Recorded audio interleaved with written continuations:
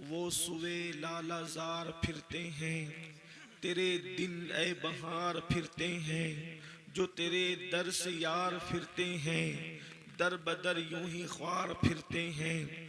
اس گلی کا گدا ہوں میں جس میں مانگتے تاجدار پھرتے ہیں۔ لاکھوں قدسی ہے کار خدمت پر، لاکھوں گردے مزار پھرتے ہیں۔ جان ہے جان کیا نظر آئے، کیوں عدو گردے غار پھرتے ہیں۔ آہ کل عیش تو کیے ہم نے، آج وہ بے قرار پھرتے ہیں۔ ہائے غافل ہائے غافل ہائے غافل، وہ کیا جگہ ہے جہاں پانچ جاتے ہیں چار پھرتے ہیں۔ آج کی یہ محفل ہمارے حافظ خورشید صاحب کا جو ادارہ ہے، حافظ جمشید صاحب کا، آج اس کے سالانہ اجلاس کے موقع پر ہم اور آپ جمع ہیں، اور آپ سن چکے ہیں کہ یہ محفل عقائد و اعمال کی اصلاح کے لیے منعقد کی گئی ہے۔ ماشاءاللہ وقت کافی ہو چکا ہے، مجھ سے پیشتر آپ نے مجھ سے بہت بڑے دانشور مفکرین علماء خطبہ کے خطابات اور ان کے اشعار، ان کی نقابتیں سب کچھ سماعت کر لیا ہے، اور اب تھوڑی دیر کے لیے کچھ باتیں آپ کی خدمت میں پیش ہے۔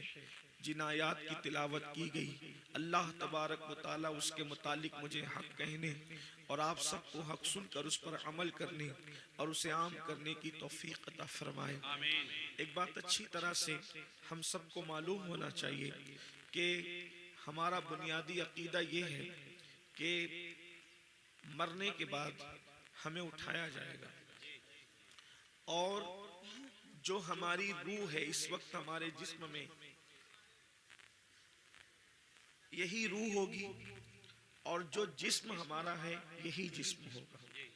اسی روح اور اسی جسم کے ساتھ اللہ پاک ہمیں اٹھائے گا، اور یہ سبق اتنا بار بار ریپیٹ کروایا گیا، اتنا بار بار دہرایا گیا، پورے قرآن میں اتنی بات کسی مسئلے کے متعلق نہیں دہرائی گئی جتنا بعث بعد الموت، مرنے کے بعد اٹھنے کا اور آخرت کا تذکرہ کیا گیا۔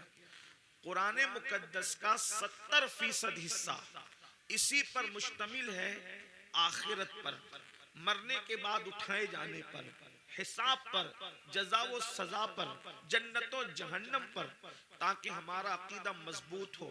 اور ایک بات اچھی طرح یاد رکھیں، جس کے دل و دماغ کے اندر فکر آخرت ہوگی، تصور آخرت ہوگا، وہ انسان کبھی بھی زمین کے اوپر کرپشن نہیں کرے گا، انسان زمین کے اوپر کسی پہ ظلم نہیں کرے گا، کسی پہ زیادتی نہیں کرے گا، کسی کے ساتھ برا سلوک نہیں کرے گا۔ میرے آقا صلی اللہ علیہ وآلہ وسلم کے پیارے دیوانوں، دراصل بات یہ ہے، زمین کے اوپر جتنے جرائم ہیں اس کی سب سے بڑی وجہ یہ ہے کہ زمین کے اندر جانے کو لوگوں نے فراموش کر دیا، تصور آخرت کو لوگوں نے فراموش کر دیا۔ اسی لیے آج اللہ اکبر، قتل بھی پورے شباب پر ہے، قتل ہو رہے ہیں، زیادتی ہو رہی ہے، سود کے دھندے ہو رہے ہیں، حرام کاروبار ہو رہا ہے، حتیٰ کہ زنا جیسا بدترین فعل ہمارے معاشرے کے اندر بڑھتا جا رہا ہے، نشے جیسی بدترین بیماری ہمارے سماج کے اندر جل پکڑتی جا رہی ہے۔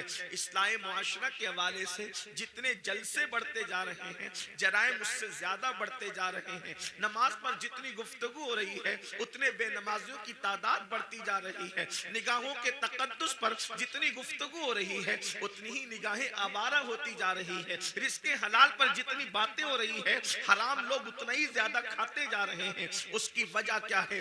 لوگوں کے درمیان آخرت کی فکر نہیں ہے، فکر آخرت کو لوگوں نے فراموش کر دیا ہے۔ لوگ کہتے ہیں مولانا جو ہوگا دیکھا جائے گا۔ میرے آقا صلی اللہ علیہ وآلہ وسلم کے غلاموں، میں زیادہ کچھ باتیں کرنے کی بجائے صرف ایک روایت پڑھ کر اپنی گفتگو کو مکمل کروں گا، اور آپ کی توجہ توجہ چاہوں گا میرے آقا صلی اللہ علیہ وسلم کے دیوانوں، اور میں اپنی بہنوں کی بھی توجہ چاہتا ہوں. یہ سبق ہے، اس کو بار بار دہرایا گیا ہے اور دہرانے کا حکم ہے.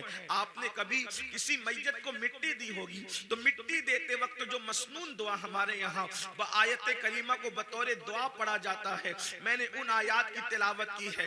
جب ہم کسی کی قبر پر مٹی ڈالتے ہیں، اللہ اکبر، میرے آقا صلی اللہ علیہ وسلم کے دیوانوں، پہلی بات تو یہ ہے قبر پر مٹی ڈالنا کوئی رسم نہیں ہے، قبر پر مٹی ڈالنا کوئی فارمیلٹی نہیں ہے، بلکہ جب ہم کسی کی قبر پر مٹی ڈالیں، اے محلوں میں رہنے والوں، اے نرم گدوں پر آرام کرنے والوں، پوری پوری راتوں کو عیاشیوں کی نظر کرنے والوں، اپنی دولت کے گھمنڈ اور میں چکنا چور ہو کر خدا کے غضب کو چیلنج کرنے والوں، مصطفیٰ جان رحمت کی آنکھوں کی ٹھنڈک کو اللہ اکبر غفلت کی وجہ سے ترک کرنے والوں، گناہ اور جرائم کر کے جنت کا خواب دیکھنے والوں، جب تم کسی کی قبر پر مٹی ڈالو تو اس وقت یہ تصور کرو آج میں کسی کے وجود پر مٹی ڈال رہا ہوں، کل اس کی جگہ میں ہوں گا، کل نہیں تو پرسوں، اور میرے وجود پر بھی منو مٹی ڈالی جا رہی ہوگی.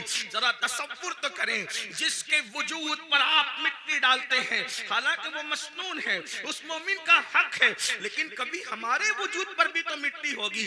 وجود پر ننھا سا کوئی دھبا اگر لگ جائے، چاہے پھول کا ہو، چاہے عطر کا ہو، چاہے تیل کا ہو، چاہے سالن کا ہو، کتنا بے چین ہو جاتے ہو. پاک دھبا جو ناپاک نہیں ہے وہ دامن پر لگنے سے کتنا بے چین ہوتے ہو کہ یہ دھبا لے کر جلسے میں کیسے جاؤں گا. کوئی صابن سے دھو رہا ہے، کوئی لیمن کا استعمال کر رہا ہے، لیکن اللہ اکبر وجود پر حلال چیزوں کے دھبے سے بے چین ہونے والوں، کبھی گناہ کے دھبے جو اس دل پر لگے ہیں اس سے بھی بے چین ہوئے ہیں، اس سے بھی بے قرار ہوئے ہیں، اس سے بھی مضطرب ہوئے ہیں. ممکن ہے کہ جلسوں میں، محفلوں میں، ولیمے کی محفل میں، شادی کی محفل میں، نکاح کی محفل میں یہ دھبا لے کر کے جاؤ تو انسان تمہارا مذاق اڑا سکتا ہے، لیکن دلوں پر کروڑوں جرائم کے دھبے لگا رکھا ہے. فرشتے اور اللہ کے نیک بندے دلوں سے نفرت کر رہے ہیں. خدا کلام نہیں فرمائے گا، خدا نگاہ رحمت نہیں فرمائے گا. اللہ اکبر، کیا بنے گا اس وقت ہمارا. اللہ اللہ، جب ہم پہلی مٹھی بھر کے مٹی ڈالتے ہیں تو کہتے ہیں منہا خلقناکم، اسی پر انسان کا غرور چکنا چور ہو جانا چاہیے. لوگ کہتے ہیں میں سردار ہوں، میں مخیر ہوں، میں ادیب ہوں، میں خطیب ہوں، میں ڈاکٹر ہوں، میں انجینئر ہوں، میں وکیل ہوں. آپ جانتے ہیں موبائل کی ریکارڈنگ کی گئی کہ سب سے زیادہ دنیا میں انسان کیا الفاظ بولتا ہے پوری دنیا میں. صرف ہندوستان اور بیرون یعنی کہ پڑوسی ملک کی بات نہیں، بر صغیر کی بات نہیں، پوری دنیا کے لوگوں کی ریکارڈنگ کی گئی فون کی کہ سب سے زیادہ انسان کیا بولتا ہے. تو ریکارڈنگ کے اندر یہ بات آن ریکارڈ آئی کہ انسان سب سے زیادہ میں بولتا ہے. میں سے زیادہ وہ کوئی دوسرے الفاظ کا استعمال نہیں کرتا. اور یاد رکھنا جہاں انا ہے، اس لیے کہ میں کو عربی میں انا کہتے ہیں، جہاں انا ہے وہاں فنا ہے.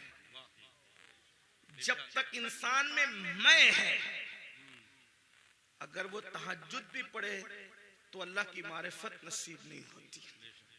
جب تک انسان میں میں ہے، اگر وہ قرآن بھی ایک دن میں پورا ختم کر لے اللہ کا عرفان نصیب نہیں ہوتا. اسی لیے صوفیہ پہلے میں نکالتے ہیں، جہاں میں ہے وہاں کچھ نہیں. حضرت علامہ شرف الدین یحییٰ منیری رحمت اللہ تعالی علیہ اپنی کتاب مکتوبات صدی دو صدی کے ایک مکتوب میں لکھتے ہیں اگر انسان تیرے دل میں ذرہ برابر بھی میں انا تکبر ہے، ذرہ برابر، تو اللہ تیری عبادت قبول نہیں کرے گا.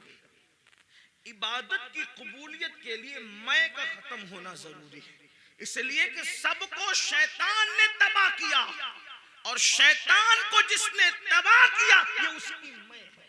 اس سے پتا چلا کہ شیطان سے بڑھ کر بھی کوئی اگر نقصان دہ چیز ہے تو اس کو میں کہتے ہیں، اس کو انا کہتے ہیں، اس کو گھمنڈ اور تکبر کہتے ہیں۔ قرآن کہتا ہے وَاسْتَكْبَرَ وَكَانَ مِنَ الْكَافِرِينَ، تکبر کیا اور کافروں میں سے ہو گیا۔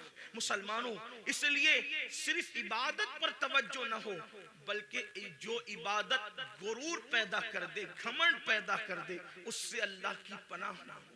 اللہ کی پناہ طلب کرو۔ یاد رکھنا، اگر دامن میں توجہ کرنا، میں صوفیہ کی بات کر رہا ہوں، اللہ اکبر، اگر گناہ کر کے ندامت ہے اور عمل کر کے گھمنڈ ہے تو عمل کر کے گھمنڈ سے بہتر گناہ کی ندامت ہے۔ یہ بات اچھی طرح یاد رکھنا۔ آج بہت سارے لوگ، شاید وہ اہل سنت میں نہیں ہیں، اپنے عمل پر نازا ہے۔ دوسروں میں اور ہم میں فرق یہی ہے کہ وہ صرف عمل پر ناز کرتے ہیں اور ہم عمل کر کے عمل پر نہیں، جانے عمل محمد الرسول اللہ کی نسبت پہ ناز کرتے ہیں۔ نعرہ تکبیر، نعرہ رسالت، اولاد غوث آدم۔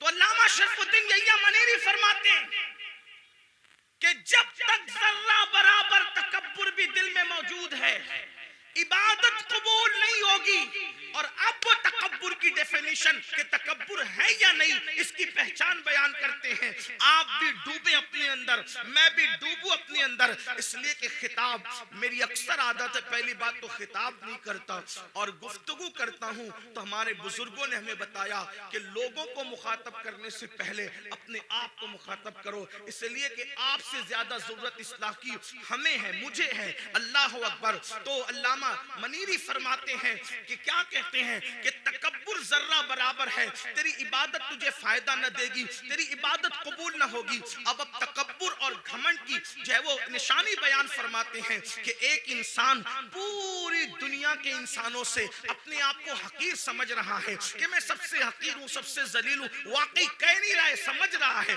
اس لیے کہ کہنا اور ہے، سمجھنا اور ہے۔ ہم بار بار کہتے ہیں میں سب سے زیادہ حقیر ہوں، لیکن کسی مقام پر اگر ہمیں بیٹھنے کو اچھی جگہ نہ ملے تو ناراض ہو کے محفل سے نکل جاتے ہیں، کیا ہمارے لیے جگہ بھی نہ تھی؟ اللہ اکبر۔ تو انسان کہتا بہت کچھ ہے لیکن سمجھتا کم ہے۔ اللہ اکبر۔ تو علامہ منیری رحمت اللہ تعالی علیہ فرماتے ہیں سارے انسانوں سے انسان اپنے آپ کو حقیر سمجھتا ہے، لیکن صرف ایک انسان سے اپنے آپ کو بہتر سمجھتا ہے۔